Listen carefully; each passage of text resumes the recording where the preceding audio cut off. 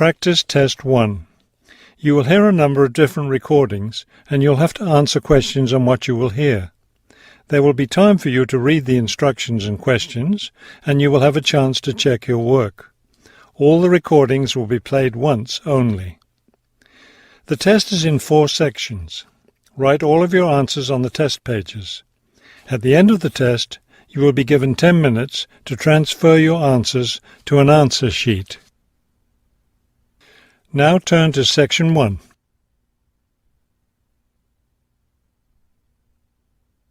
Section 1.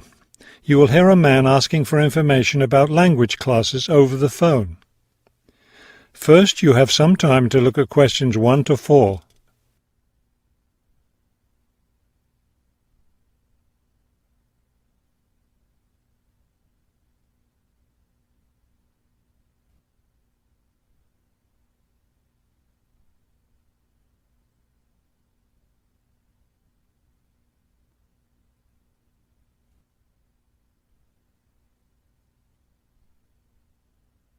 You will see that there is an example that has been done for you.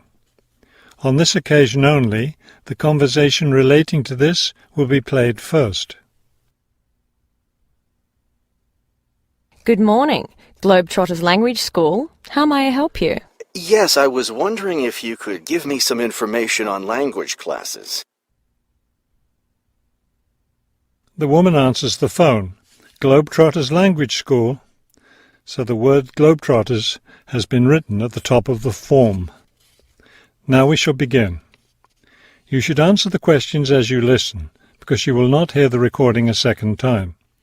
Listen carefully and answer questions 1 to 4.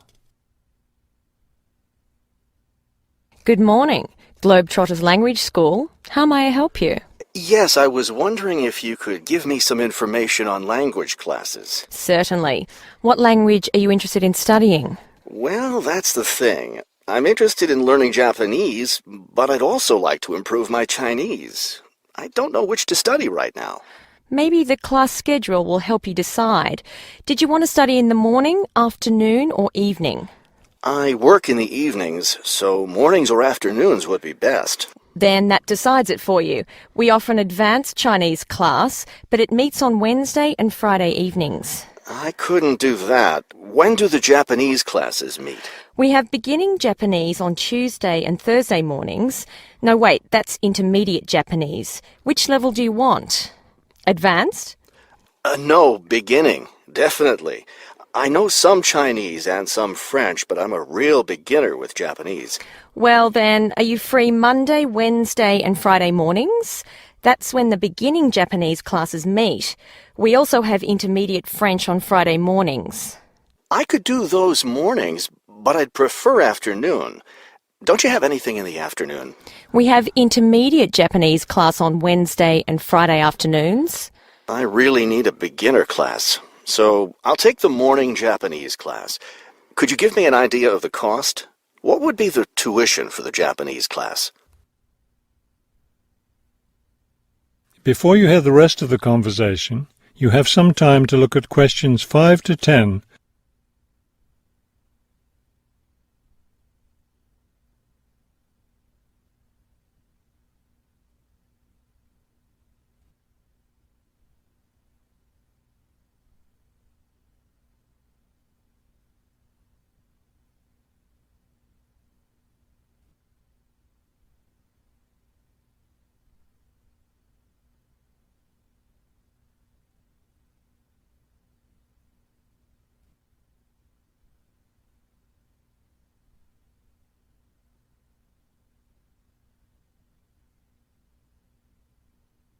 Now listen and answer questions 5 to 10. The beginning level classes meet 3 times a week, so they cost a bit more than the other levels. For a 6-week course, the cost would be $575. That's a bit steep. If it's hard for you to pay that much, you could sign up for just 4 weeks of class and pay $410, or you could pay for 1 week at a time at $125 a week. That comes out to be much more expensive once you add up all the weeks. That's true. You can save money by registering for 2 levels together. For example, pay for your beginning and intermediate classes now, and you'll get 12 weeks of class for just $1,050. That's not a bad deal, but I can't come up with that much money at once. I'll just pay for the 6-week course. Fine. That class begins next week, so you need to register right away. Can't I register over the phone? No, I'm sorry. We don't take phone registrations. What you'll need to do is visit the school office today or tomorrow. Bring a cheque for the tuition and a photo ID. Is that all? Yes, we'll give you a registration form to complete, or you can save time by visiting our website and downloading the form there. Complete it and bring it into the office with your cheque. Great. I'll stop by this afternoon. Fine. When you arrive, ask for Mr. Lindsay. He's in charge of student registration. I'm sorry, Mr. Who? Mr. Lindsay, spelled Lindsay. Thank you for your help. Thank you. We'll look forward to seeing you in class. That is the end of section 1. You now have half a minute to check your answers.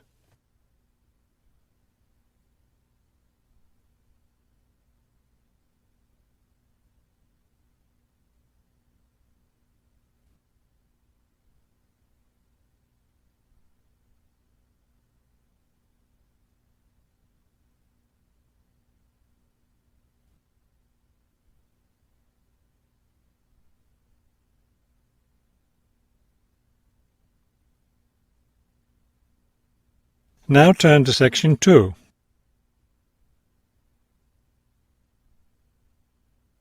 Section 2. You will hear a tour guide giving information about a shopping district. First, you have some time to look at questions 11 to 15.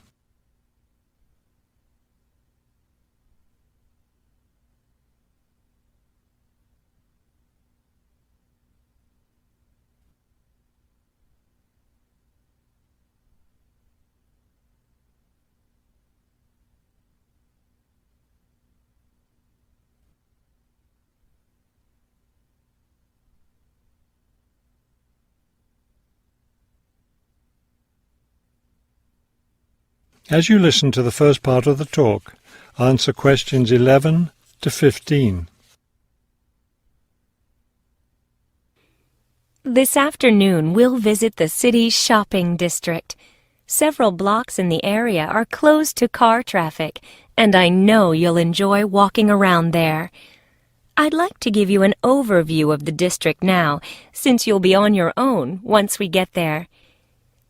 You'll see on this map here that the shopping district consists of 2 streets, Pear Street, which runs north and south, and Cherry Street, which crosses Pear Street right here.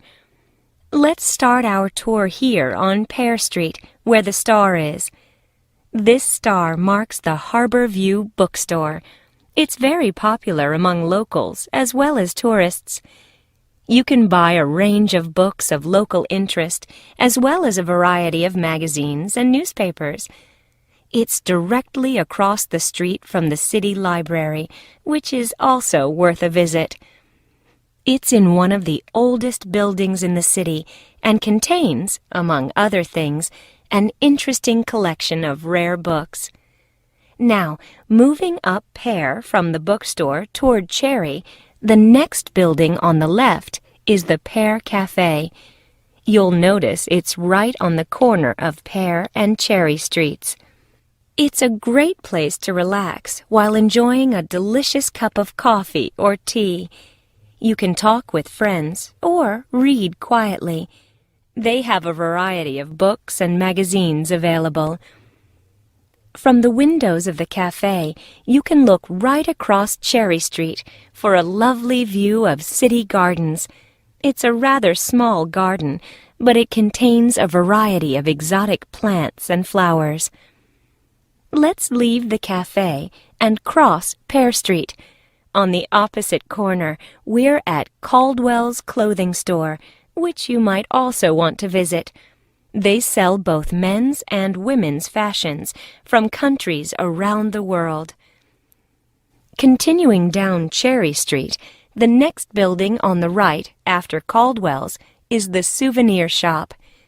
Stop in here to get maps and books about the local area, as well as t-shirts and postcards with pictures of the city.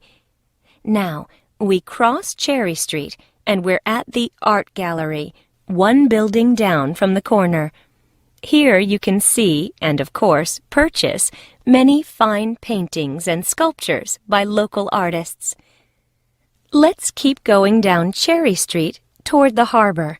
On the left, right after the gallery, is Harbor Park. It's a lovely place, and it's certainly worth spending some time there.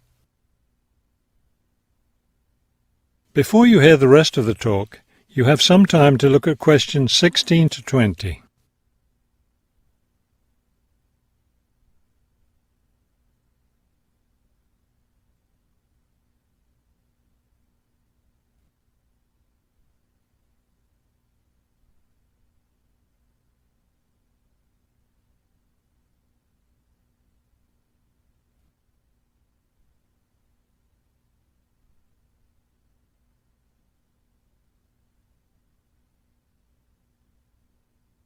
Now listen and answer questions 16 to 20.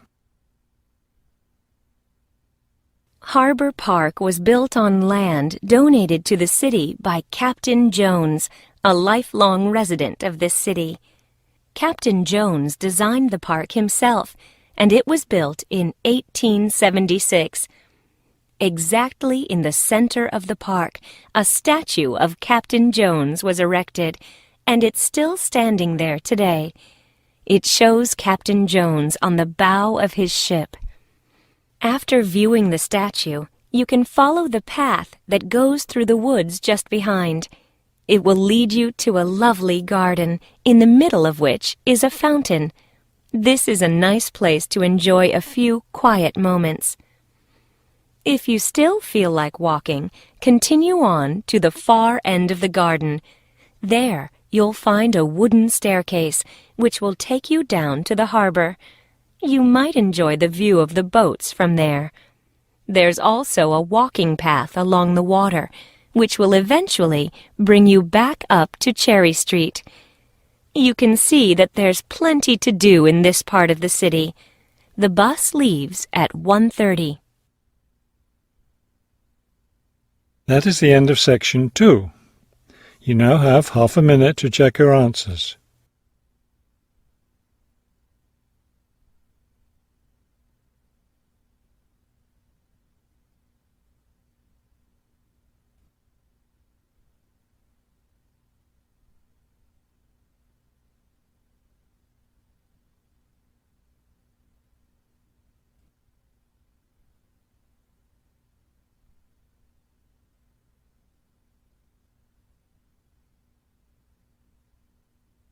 Now turn to section 3.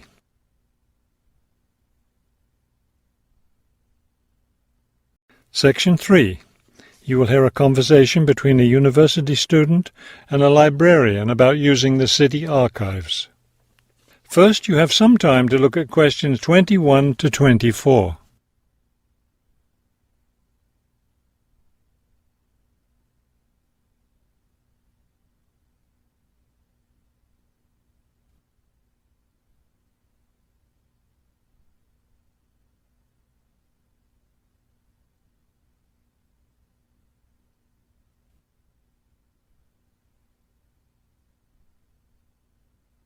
As you listen to the first part of the conversation, answer questions 21 to 24. Hello. I was wondering if you could give me some information about using the archives? I'd be happy to. Are you a resident of the city? Actually, I live just outside the city, but I study at the university downtown. That's fine. All you need to do is show your university identification card, and you can use the archives at no charge, as long as your ID card is current, of course. Yes, it's valid. So I don't have to pay anything? No, city residents pay an annual fee, but students can use the archives for free. Everyone else needs to get special permission from the director, but that doesn't apply to you, of course. Oh, good. I was also wondering about the schedule. I have classes every day, Monday through Friday, and I also have a part-time job, so I could really only use the archives on weekends. That's not a problem at all. We're open all weekend. Actually, the only day we're closed is Monday, so you can come any day, Tuesday through Sunday. Are you open in the evenings? Yes, we're open from 9:30 in the morning until 8:30 in the evening. That will fit my schedule well. Before you hear the rest of the conversation, you have some time to look at questions 25 to 30.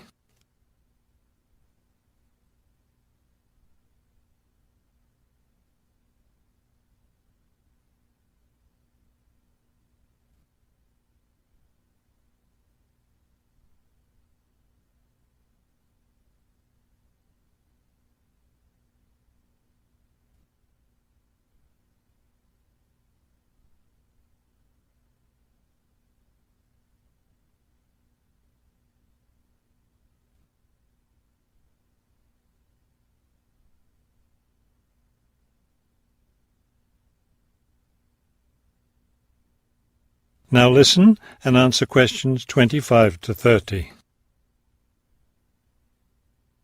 Is there something else I can help you with? Yes. One thing I'll be needing to see for one of my class projects is old photographs. Do you have photographs of the city in the 19th century that I could look at? Yes, we store all the photographs in the basement. Those stairs over there will take you down to the photography collection. Just tell the librarian there what you're interested in, and he'll help you. Those would be 19th century photographs? Yes, the entire collection is there. Now, if you're interested in seeing documents from the 19th century, those are right here on the ground floor. I would like to see some of those documents. Does that collection include newspapers too? No, all the newspapers from the earliest ones in the 18th century up to the current time are on the second floor. Here, let me just give you this map of the archives, and you'll be able to find whatever it is you need. Thank you. Oh, I see you have a whole room devoted to maps. Yes, on the third floor. That's great, because one thing I need to do is look at how the city has developed over time. I'm sure you'll find a lot of helpful information there. Of course, some of the maps are several centuries old, so generally visitors are only allowed to see photographic reproductions of them. That shouldn't be a problem. What's this on the fourth floor? Ogden's Woolen Mill. As I'm sure you know, Ogden's Woolen Mill was the major entity responsible for the growth of this city in the 19th century. The Ogden heirs gave money for the archives to devote an entire floor to information about the history of the mill. Will I be able to find information about the Ogden family there? Photographs, personal papers, things like that? Probably the family photographs are stored downstairs in the photography collection. The personal papers would be on the fifth floor, where we keep all the personal papers of famous residents of our city. Thank you so much for your help. I'll be able to do a lot of my research here. That is the end of section 3. You now have half a minute to check your answers.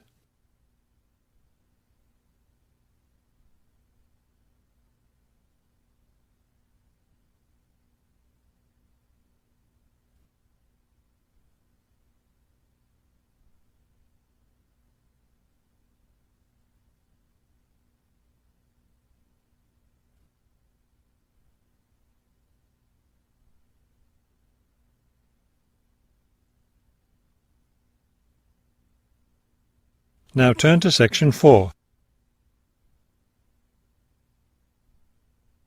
Section 4. You will hear a lecture about wind energy. First, you have some time to look at questions 31 to 33.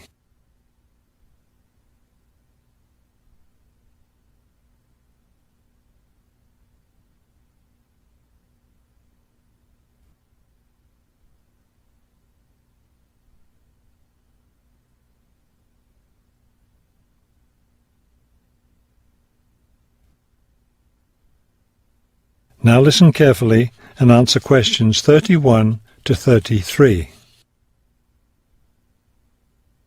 With the rising cost of fossil fuels, there's a great deal of interest these days in developing alternative sources of energy. Today, I'd like to talk about one of these, wind power. In the past couple of decades, there's been an upsurge of interest in using the wind as a source of energy, but the idea isn't new at all.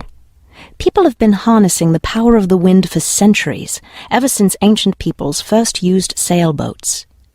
In ancient China, farmers used a rudimentary sort of windmill to pump water. Wind power was used in other parts of the ancient world as well. In Persia, for example, farmers used wind-powered mills to grind their grain. During the Middle Ages, in the Netherlands, people went back to the ancient idea of using the power of the wind to move water. They used windmills to drain lakes, thereby creating more land for farming. Before you hear the rest of the talk, you have some time to look at questions 34 to 40.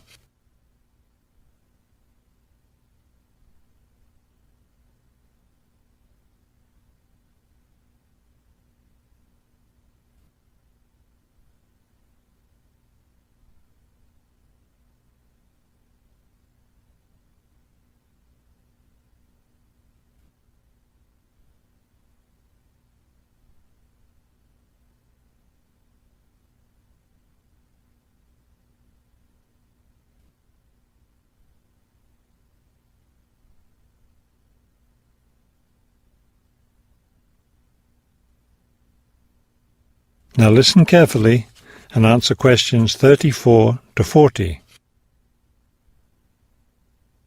At present, people around the world are using the wind to generate electricity. Some old methods, some new. Is this the solution to our modern energy problems? Well, as with anything, there are both advantages and disadvantages to using wind power. Let's take a look at some of the reasons to use wind power. One of the biggest problems with using fuels, such as oil and coal, is pollution. Wind power, on the other hand, is clean. It causes no pollution and therefore doesn't contribute to global warming. Another great advantage of wind power is that it's a renewable resource. Oil and coal reserves are limited, but will never run out of wind. Economics is another reason to use wind power. Using the wind to generate electricity costs less, much less, than running other types of generators. In addition, since wind turbines don't take up much land, the land around them can be used for other purposes, such as farming. There are disadvantages, however. Even though generating electricity with wind is relatively inexpensive, the technology isn't cheap. The initial costs of setting up wind turbines can be quite high. Another issue is reliability. Wind doesn't blow at a constant strength. Therefore, at times, a lot of electricity can be produced, while at others there may be little or none. Wind turbines usually have to be located in rural areas where the land is open. Their distance from cities, where the most electricity is needed, is another issue. Although wind is considered to be a clean source of energy, wind turbines cause their own sort of pollution. Wind turbines are usually placed in high, open areas where they're easy to be seen. Rural residents often feel that the beautiful local scenery is spoiled by the sight of the wind turbines. In addition, wind turbines aren't quiet. In fact, one wind turbine can produce as much noise as a car traveling at highway speeds. That is the end of section 4. You now have half a minute to check your answers.